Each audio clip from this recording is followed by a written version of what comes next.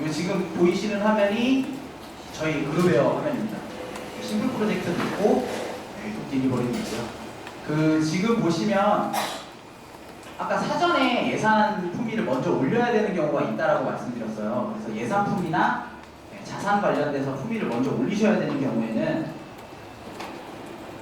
전자결제에 들어와 보시면 결제 작성이라고 있습니다.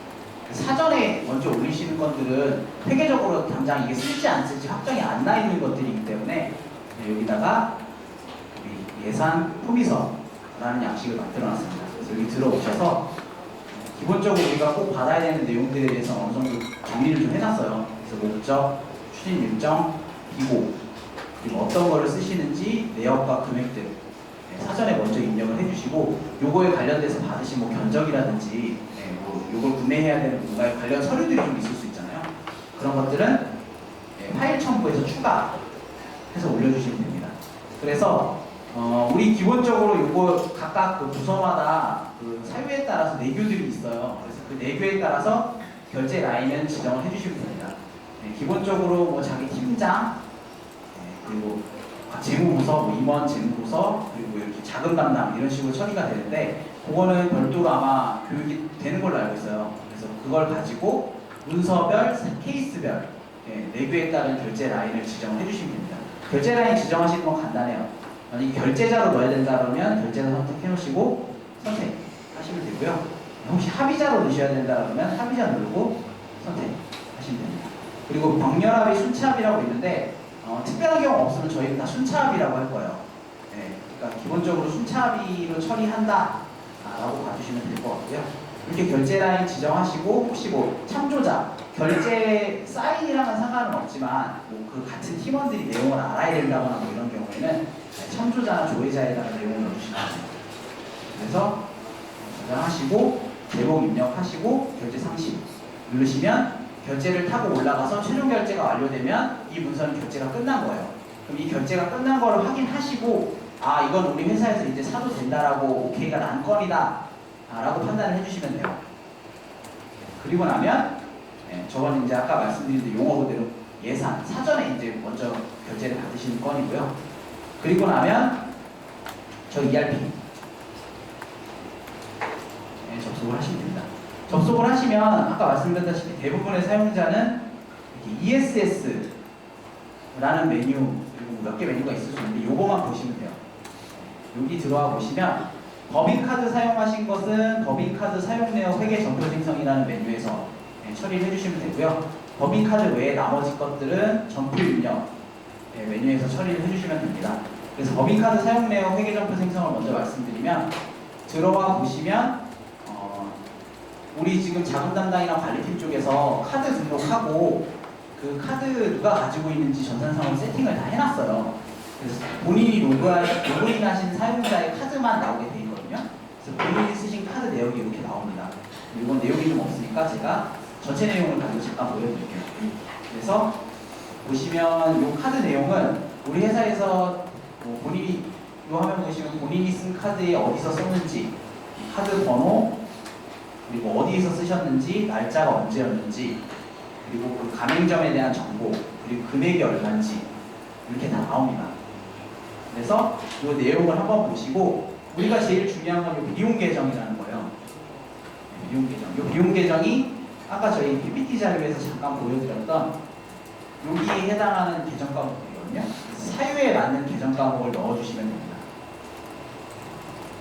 목적이 어떻게 되느냐에 따라서 뭐 식사하셨으면 공기유생비, 교통비 관련된 거면 여기 교통비, 뭐 차에 관련된 거면 차량유지비, 외부사람 간단하게 식사하시면 접대비, 이런 식으로 목적에 맞게 계정 과목을 넣어주시면 돼요. 그래서 그 계정 과목은 우측에 비용 계정이라는 데다가 더블 클릭하시면 우리 회사에서 쓸 수 있는 계정들이 나와 있습니다. 그래서 선택, 공리후생비다, 조직 활성화니까 이렇게 선택을 해주시면 되고요. 아까 말씀드렸다시피 접대비나 여비교통비 이런 것들은 부가세에 해당 안 되는 게 있다라고 말씀드렸어요. 보시면 기본적으로 우리 가맹점이 간이사업자거나 면세사업자가 아니라고 하면 부가세 여부가 체크돼서 넘어와 있는데, 아까 말씀드린 적대비나 연료교통비 같은 경우에는 꼭 부가세 여부를 체크를 풀고 처리를 해주셔야 됩니다. 왜냐면 이걸 부가세 공제를 하면 안 되기 때문에 여기 나와 있는 부가세 여부를 활성화되어 있다 그러면 꼭 체크를 풀고 처리를 해주시면 되고요. 부가세에 해당하는 거다라고 하면 부가세 체크 해주시면 됩니다. 체크를 하시고 간단합니다. 상단에 있는 요 계정 과목 넣어주시고 전표 처리 눌러주시면 자동으로 분계를 만들어줘요. 우리가 해줘야 될 거는 이 계정만 선택해주시면 뭐 나중에 이제 쓰시다 보면은 우리 회사에서 필수적으로 관리해야 되는 내용들이 좀 있어서 이런 것들 일부 좀 넣어주셔야 될 수 있습니다. 그래서 그런 것들은 혹시 내용이 없다라 그러면 저장할 때 어떤 게 없습니다 라고 메시지가 나올 수 있어요. 이런 것들은 아까 말씀드렸다시피 저희가 외감 대상이 이제 됐고 세무적으로나 아니면 어디 보고할 때 이 내용들이 없으면 나중에 문제가 될 수 있어서 시스템상에서 꼭 입력을 해라 라고 설정을 해놓은 거거든요. 처리하다가 혹시 뭐가 입력이 되지 않았습니다 라고 하면 보면 부가세 대급금 증빙이 없습니다 라고 하면 부가세 대급금에 증빙이 없는 거예요. 그러면 이 증빙을 넣어주시면 돼요.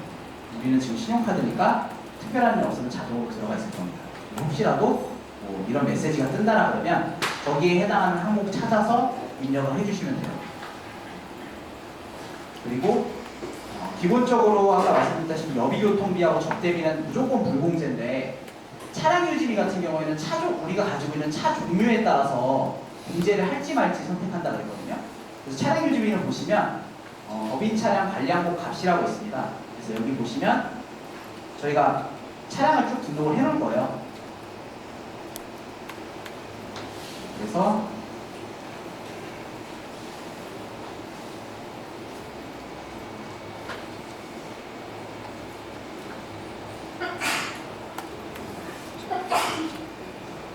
이렇게 차량 뒤에다가 공제인지 불공제인지에 대해서 저희가 표시를 해놓을 거거든요. 그래서 불공제에 해당하는 차에 관련돼서 지출한 비용이다 라고 하면 불공제 이거 선택하시고 꼭 그 차량은 부가세 여부에서 체크를 풀어주셔야 돼요. 그러니까 내가 어떤 차에 대해서 돈을 쓰시는데 이게 공제인지 불공제인지 잘 모르겠다. 뭐 자주 하신다 그러면 주로 이용하시는 분들은 당연히 아시겠지만 잘 이용 안 하시는 분들이나 잘 모르시겠다라고 하면 차량 유지비에서 차량을 선택하는 화면을 보시면 내가 어느 차에 대해서 돈을 썼는지 보시고 그 차가 공제인지 불공제인지 보고 불공제면은 그 부가세 공제 여부를 체크를 풀어주시면 돼요. 근데 만약에 공제 대상이라 그러면 이건 부가세 공제가 가능한 거기 때문에 이걸 잡고 문제니까 체크하시고 저장하고 전표 처리 해주시면 됩니다. 그리고 카드 같은 경우에 경우의 수가 보면 크게 두 가지더라고요. 대부분의 분들은 법인카드 가지고 계시는데 법인카드 같은 경우에는 같은 달 안에 있는 거라 그러면 그 같은 계정 기준으로 한꺼번에 처리하셔도 상관없어요. 그러니까 이게 무슨 얘기냐면 1월 1일부터 1월 말일까지 쓰신 것 중에 성격별로 여기다가 다 분리를 해놓으실 거잖아요. 뭐 차량에 관련된 것은 차량 유지비로 해놓으실 거고 독립유생비는 독립유생비로 해놓으실 거고 연료교통비, 적대비 이렇게 해서 다 일단 분류를 하실 거예요. 그러면 같은 계정끼리 묶어서 같은 달에 승인난 거면 한꺼번에 처리하셔도 무방합니다. 그래서 날짜가 다르더라도 같은 달에 들어간 거 여러 개 선택해서 처리하시면 부가세 관련된 정보는 자동으로 들어가고 회계일자는 이 전체에서 가장 마지막 날짜가 자동으로 들어갈 거예요. 그래서 입력하시는 분들은 크게 신경 안 쓰셔도 되고 주의하셔야 될 거는 같은 계정, 같은 달에 있는 거면 한꺼번에 처리해도 무방하다 라고 보시면 될 것 같습니다. 그리고 처리하시고 나면 상태가 처리 상태로 바뀌기 때문에 재처리할 수가 없어요. 그렇기 때문에 중복으로 처리하시는 경우는 뭐 대부분 저희가 기본적으로 만들어 놓은 기능 이외에 쓰시는 게 아니라 그러면 거의 없으니까 처리 여부 보시면서 사용을 좀 해주시면 될 것 같고 간혹 좀 예외의 경우 있습니다. 몇 분 안 계신 걸로 알고 있는데 체크카드 갖고 계시는 분이 있다고 알고 있어요.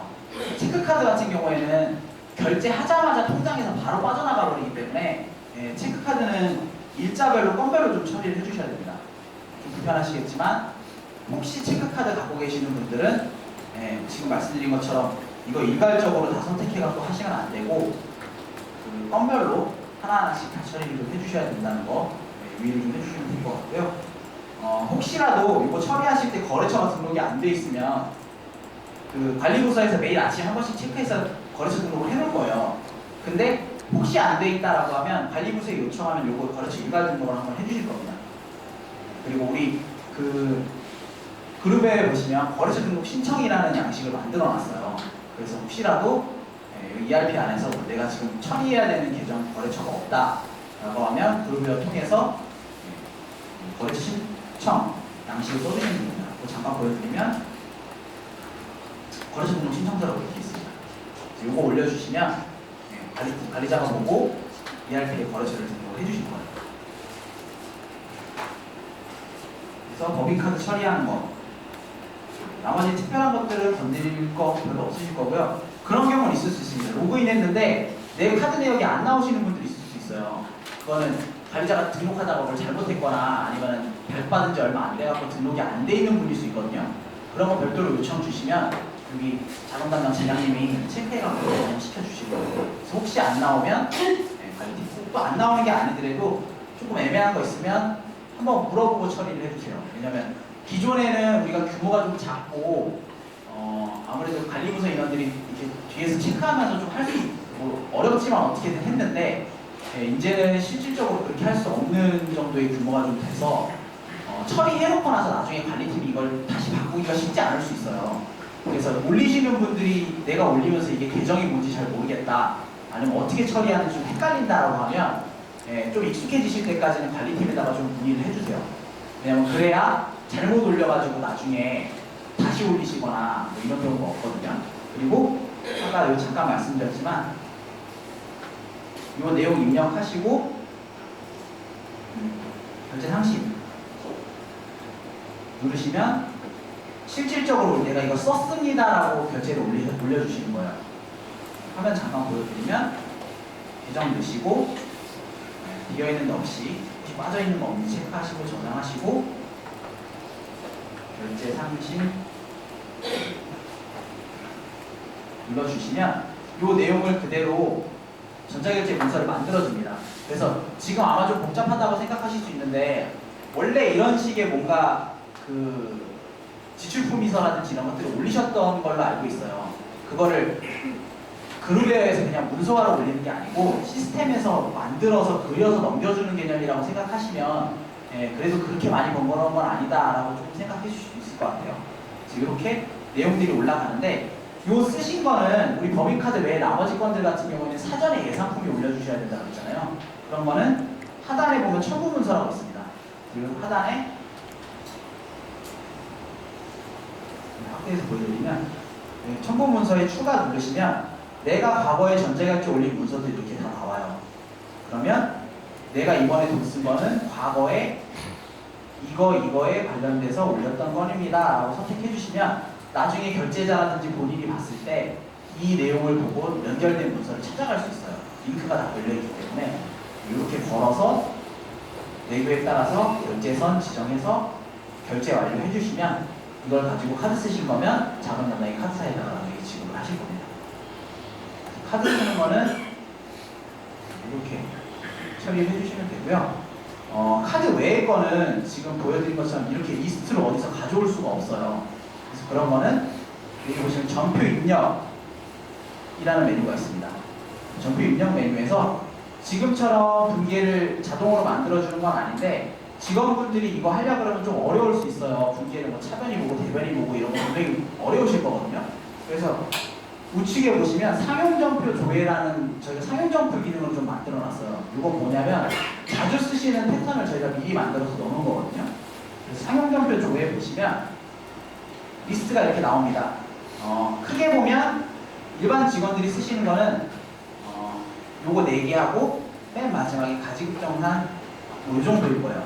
그래서 요건 뭐냐면 크게 보면 부가세에 해당하냐 해당하지 않느냐가 첫 번째 갈래고요. 또 하나는 이 돈을 거래처에다가 보내줘야 되냐 아니면 내가 거래처에다 돈을 줬고 그 돈을 내 계좌로 받아야 되냐의 갈래라고 보시면 돼요. 뭐냐면 우리가 물건 사고 세금계산서를 받아오셨는데 보통 거래처들은 그럼 나중에 돈을 드릴게요 라고 해서 회사에다가 이 결제를 올리시고 회사에서 거래처에다 돈을 주시면 돼요.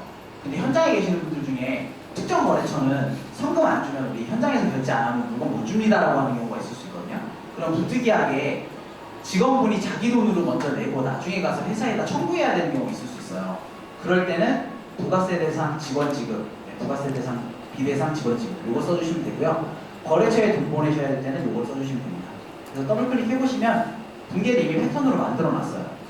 그래서 부가세 대상 일반적으로 거의 거래처에 지급할 거니까 이거 가지고 샘플을 보면 더블 클릭하시고 선택 하시면 기본적인 분계 패턴을 만들어줍니다.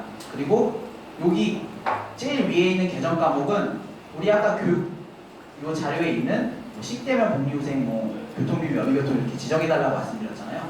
그래서 요 소모품비 있는 자리에 그 계정만 바꿔주시면 돼요. 그래서 여비교통이다 그러면 여비교통비 이렇게 넣어주시면 되고 금액 어디다 내야 될지 모르실까봐 차변 대변이라고 여기다 미리 다 써놨어요. 그래서 여비교통비 쓰셨는데 금액을 어디다 넣어야 될지 모르겠어요. 그럼 여기다 차변 대변 넣어주시면 된다라고 보면 되고요. 요거 혹시 모르실까봐 제가 이거 잠깐 첨부를 좀 해놓으면 영수증 보시면 요 금액이 실제로 우리 비용 금액이고요. 부가세 금액을 부가세 대급금 금액에다 넣으시면 됩니다. 화면 보이시나요? 그리고 실제 돈을 주셔야 되는 금액을 미지급금에 넣어주시면 돼요. 부가세에 해당하는 거는 이렇게 해주시면 되고요. 부가세에 해당하지 않는 건에 대해서 증빙 받아오신 거는 여기 사용전표 보시면 부가세 비대상이라고 되어 있는 거 제가 만들어놨다고 말씀드렸잖아요. 이거 선택하시고 보시면 부가세가 없어요. 요거는 이 화면 보시면 30만원 그대로 여기 비용이랑 여기다 넣어주시면 돼요. 그래서 이 방법도 여기다가 기록을 좀 해놨습니다. 그래서 이걸 입력하시고 부가세에 해당 안 한다라고 해서 한번 처리를 해볼게요.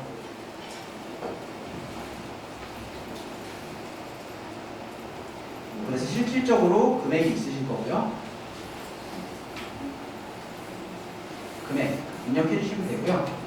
적요 같은 경우에는 우리 이 자료 보시면 일단은 저희가 어느 정도 정리가 좀 돼 있어야지 나중에 우리 세무 감사 받을 때나 이럴 때 이게 어떤 건지 찾아내실 수 있거든요. 그래서 올리실 때 가급적이면 이 형식을 좀 맞춰서 올려주세요. 어떤 팀이나 프로젝트고 어떤 내용이다. 몇 월 무슨 팀에서 뭘 쓴 거고 어떤 내용입니다. 라는 요 적요의 형식은 요 형식을 꼭 맞춰서 올려주시고 하시다 보면은 조금 예외의 상황이나 잘 모르시겠는 거 있을 수 있어요. 그거는 처음에 한두 번 꼭 관리팀에 물어보고 좀 진행을 해주시면 그 다음부터는 아마 과거 했던 거 보고 하시면 될 거기 때문에 요 적요 패턴을 꼭 잘 맞춰서 진행해 주시면 되고요.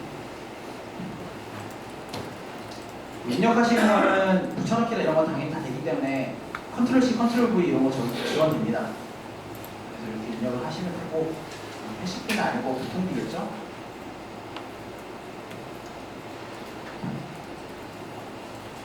이런 형식 맞춰서 저장을 좀 해주시고 보시면 지금 이대로 그냥 대충 입력해서 저장하시면 이런 메시지들이 뜰 거예요. 이거 어디다가 줘야 되는지 이런 것들을 안 넣었기 때문에 뜨는 거거든요.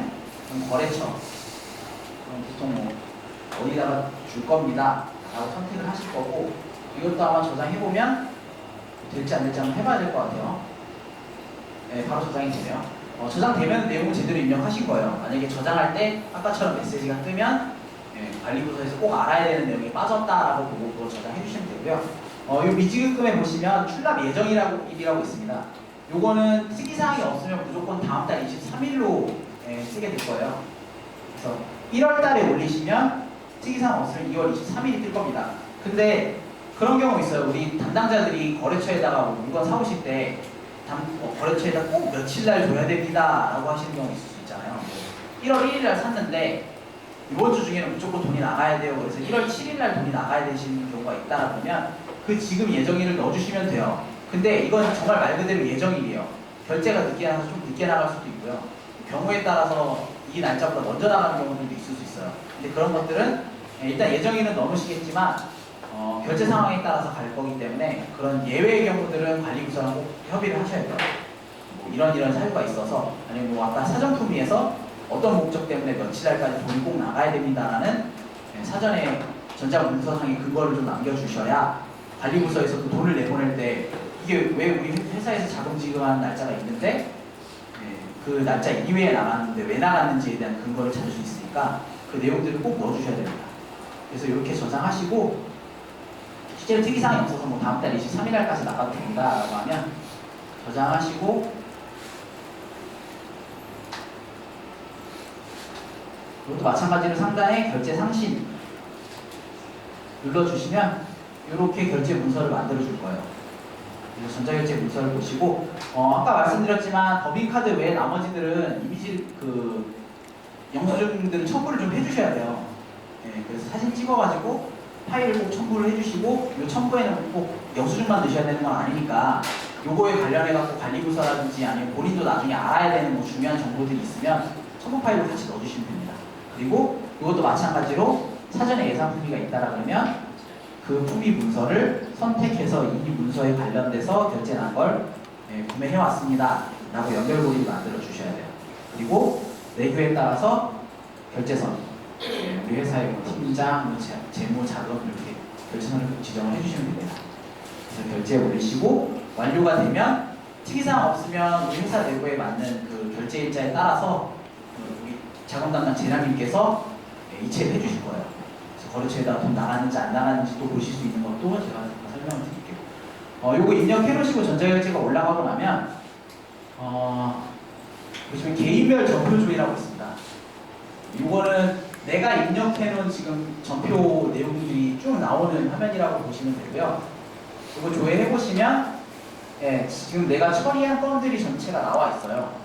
그리고 이 화면 보시면 전자결제 안 올린, 저는 지금 아직 결제를 안 올려놨기 때문에 전부 다 진행 전이라고 나오는데 결제가 진행 중인 것들은 전자결제 진행 중이라고 나올 거고요. 결제가 완료되면 전자결제 완료라고 될 거예요. 그래서 완료된 것들은 보시면 여기 승인일의 날짜가 들어와 있습니다. 이런 식으로. 그리고 전자결제 완료라고 뜨고 승인일이 들어와 있을 거고, 요건이 돈이 나갔는지 안 나갔는지 보실 거면 반제 금액이랑 반제일 보시면 돼요. 이 건에 대해서 이 날짜에 반제가 됐다, 돈이 나갔다라고 보시면 됩니다. 그래서 내가 올려놓은 거 결제가 어떻게 진행되는지 알고 싶어 라고 하시면 여기 들어가셔서 결제 상태 누르시면 이 지금 내가 올려놓은 전자결제 문서가 바로 떠요. 그래서 그걸 보고 결제가 완료가 됐는지 아니면 혹시 반려는 되지 않았는지 이런 거 확인 한번 해보셔야 됩니다. 기본적으로 지금 구조상에서 결제 전, 결제 진행 중 완료는 뜨는데 반려됐다라는 메시지가 뜨진 않아요. 근데 이제 저희 그룹웨어 메신저 설치하시고 사용하신다 그러면 그룹웨어 PC 쪽지나 모바일 버전에서 전자결제 결제가 완료됐든지 반려됐다라는 메시지가 나올 거거든요. 그래서 그거 보고 보통 보시면 우리가 조금은 오해의 소지가 좀 있을 수 있는 게 보통 반려라고 하면 이게 누가 좀 되게 불쾌해하시는 분들이 있거든요. 근데 반려가 보통 뭐 의미상의 뭐 반려가 이거를 다시 올려주세요라는 의미라고 좀 봐주시면 될 것 같아요. 뭐냐면 내용이 좀 틀렸거나 뭔가에 좀 사유가 있어서 다시 점검해서 올리셔야 되거나 아까 말씀드린 계정 과목이 틀리거나 하면 관리부서에서 어차피 그거 조정해야 되거든요. 그러니까 올릴 때 혹시 뭐 좀 이상한 게 있어서 반려를 했다라고 보시면 되고, 그런 것들은 다시 결제 진행 전으로 돼 있을 거니까 들어가서 내용만 수정해서 다시 결제 상신하시면 됩니다. 근데 극히 예외적인 경우에 그럴 수 있어요. 반려하고 이거 다시 못 올리는 경우가 있을 수 있거든요. 뭐 예를 들면 이거 사겠다라고 결제 올렸는데 회사에 무슨 이유가 있어가지고 이건 비용으로 인정 못한다. 뭐 개인적으로 뭐 직원이 돈을 받겠다고 했는데 직원한테 돈을 못 준다. 뭐 이런 이유가 있을 수 있거든요. 그런 것들은 반려하고 나중에 관리부서에서 그 정표를 정리할 거예요. 그래서 그 반려에 대한 사유는 그 전자결제 문서 코멘트로 어떤 이유 때문에 전자결제 반려됐으니까 다시 올려주세요라든지 아니면 이 내용 확인해달라고 하든지 아니면 어떤 이유로 지급이 좀 불가능할 것 같으니까 내용 정리를 한번 해달라고 하든지 이런 코멘트를 꼭 달아주실 겁니다. 그래서 이 내용들 아마 주로 많이 쓰시는 건 요게 3개의 메뉴가 될 거예요.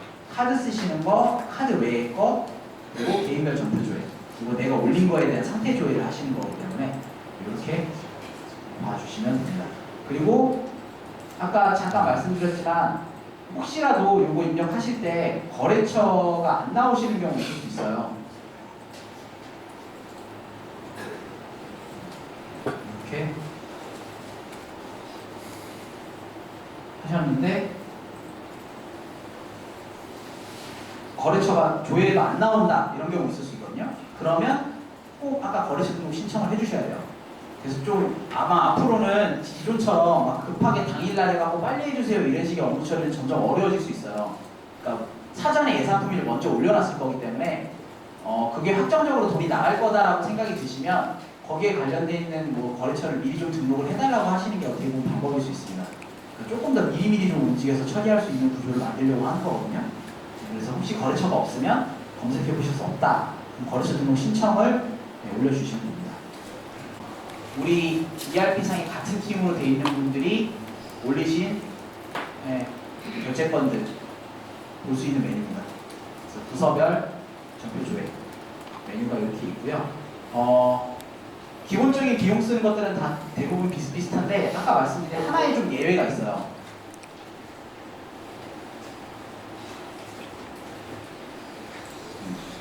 자산 취득하시는 거. 감가상각 자산 취득하시는 거 같은 경우에는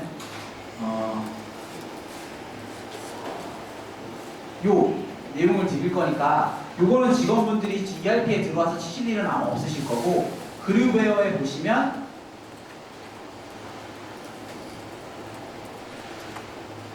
여기 자산 취득 신청서라고 있습니다.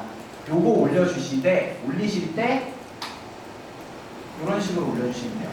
그러니까 처음에 올리실 때는 우리가 어떤 자산을 살 거다라는 걸 먼저 올리시는 거잖아요. 이건 살지 안 살지 아직 확정이 안 나 있는 거예요. 그래서 처음 올리실 때는 어떤 목적으로 우리가 어떤 걸 사겠습니다라고 아마 내용이나 예산 금액을 먼저 써서 올리실 거예요.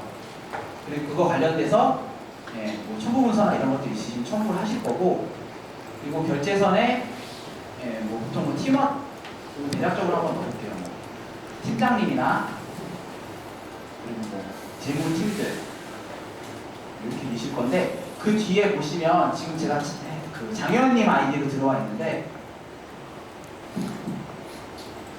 올리는 사람 본인 이름도 뒤에 합의자로 넣으실 수 있어요. 그러니까 이걸 하는 이유는 예를 들면 우리 요 자산 취득 관련해서 최종 일반적으로 뭐 결제 금액에 따라 조금씩 달라지긴 하겠지만 뭐 적은 금액이어서 만약에 팀장님이 결제 완료자다라고 하면 팀장님이 결제하는 순간 이미 이 자산을 사셔도 되는 거예요. 그럼 사시는데 그 자산을 사는 시점에 우리가 세금계산서라든지 계약서라든지 뭐 이런 증빙들을 받아오실 거잖아요. 그때 나를 다시 한 번 더 넣어서 그 내가 결제 중간에다가 넣고 첨부 파일을 넣을 수 있거든요.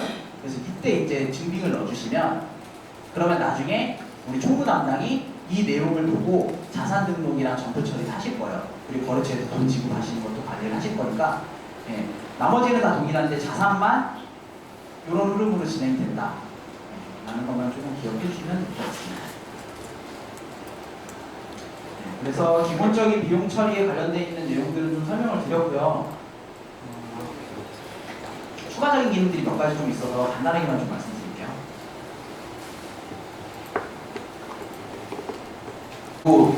요 두 가지 메뉴가 추가적으로 더 있습니다. 지금 말씀드린 것들은 전부 다 비용 처리 관련되어 있는 내용들이고요. 그거 외에 본인의 급여 명세서 여기서 조회하실 수 있어요. 단 그 인사 담당이 이거 제가 조회는 안 하겠습니다. 지금 아마 데이터가 혹시 있을까 싶어서 조회는 하지 않겠는데 인사 담당이 급여 자료를 마감을 해놓은 이후에만 여기에서 조회하실 수 있어요. 그리고 참고로 말씀드리겠지만 요 사원에 있는 정보를 고칠 수 없고 자기 것만 보실 수 있기 때문에 여기 있는 거는 본인 급여만 보실 수 있습니다. 그리고 상단에 보시면 출력도 있어서 급여 명세서 본인이 출력해 보실 수 있어요.